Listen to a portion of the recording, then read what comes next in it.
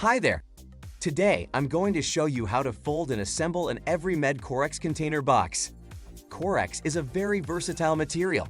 It is essentially corrugated plastic sheeting that can be folded into a sturdy and robust medication container. Step 1. Opening the slots. Look for slots and press them open with your finger. Check that all the slots are open. Step 2. Preparing the hinges. Use the palms of your hands to press down on the folds to activate them. Make sure all folds are activated, including the smaller ones. Check for double folds and ensure that they are individually folded.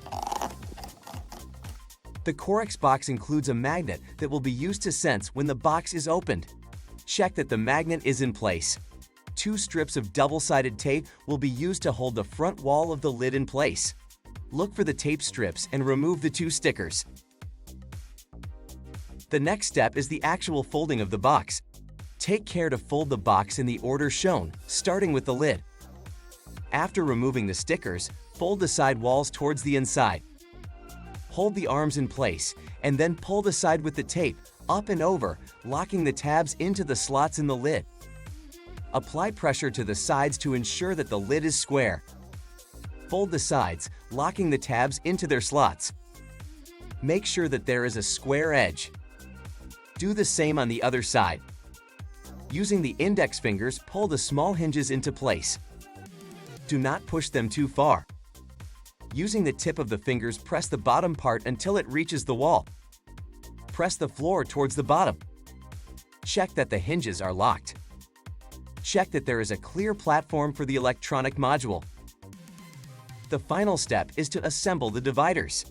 The dividers allow one to store different medication blisters separately in the Corex box.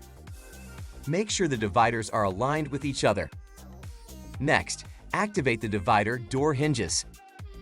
Line up the dividers, making sure that the doors are opposite each other. Don't push the divider too far. Check that the slots align.